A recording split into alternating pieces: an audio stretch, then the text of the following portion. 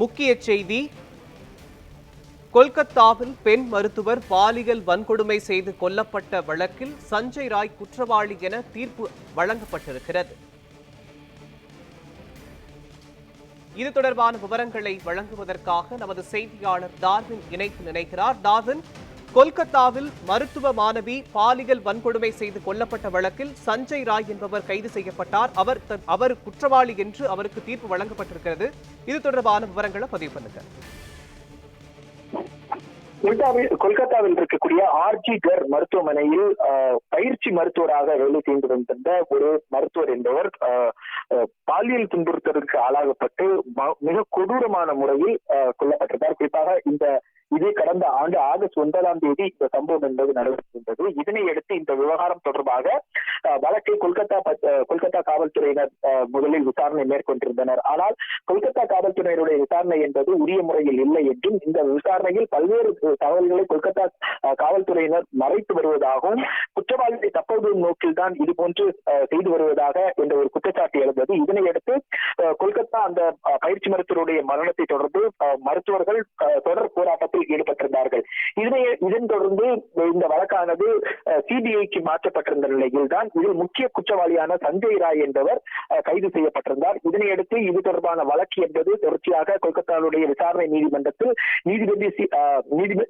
நீதிபதி அனிர்பன் தாஸ் முன்பாக நடைபெற்று வந்திருந்தது.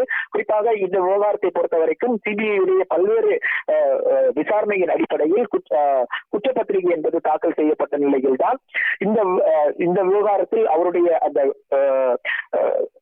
ராயுடைய ஜீன்ஸ் மற்றும் உள்ளிட்ட அவருடைய அணிகலன்கள் மற்றும் அவருடைய ஆடை உள்ளிட்டவை எல்லாம் அதில் இருக்கக்கூடிய சாம்பிள் எல்லாம் கலெக்ட் செய்யப்பட்டு அது தொடர்பான விசாரணை என்பது மேற்கொள்ளப்பட்டது. மேலும் 5 பேரிடம் தனித்தனியாக விசாரணை என்பது மேற்கொள்ளப்பட்டது. அதே போன்று அந்த காயத்தின் தன்மை உள்ளிட்டவையும் எவ்வாறு இந்த சம்பவம் நடைபெற்றிருக்கிறது, ஒருவர் தான் இதில் சம்பந்தப்பட்டிருக்கிறாரா, இல்லை வேறு நபர்கள் சம்பந்தப்பட்டிருக்கிறார்களா உள்ளிட்ட கோணத்திலும் சிபிஐ ஆனது விசாரணை மேற்கொண்டிருந்தது.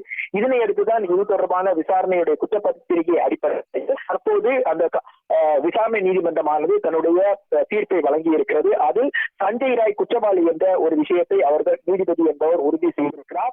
அதே வேளையில் இந்த குற்றவாளிக்கு தண்டனை உள்ளிட்ட விவரம் என்பது திங்கட்கிழமை கொடுக்கப்படும் என்று அறிவிக்கப்பட்டிருக்கிறது. முன்னதாக இந்த வழக்கு இந்த தீர்ப்பு வழங்கக்கூடிய சூழ்நிலையில் அந்த பெண் மருத்துவருடைய உயிரிழந்த அந்த பெண் மருத்துவருடைய பெற்றோரை நீதிமன்றத்திற்கு வர வேண்டாம் என்று சிபிஐ தரப்பும் வழக்கறிஞர் தரப்பும் கேட்டுக்கொண்டதாக அவருடைய பெற்றோர் தரப்பினர் செய்திருக்கிறார்கள்.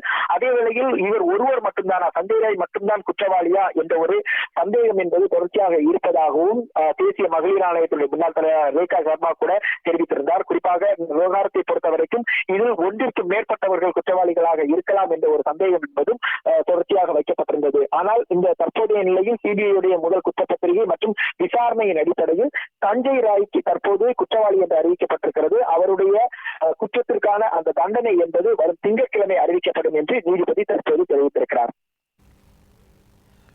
கொல்கத்தாவில் பயிற்சி மருத்துவர் பாலியல் வன்கொடுமை செய்து கொலை செய்யப்பட்ட விவகாரத்தில் சஞ்சய் ராய் என்பவர் குற்றவாளி என்று நீதிமன்றம் தீர்ப்பு வழங்கியிருப்பது தொடர்பான விவரங்களை வழங்கியதற்கு நன்றி டார்வின்.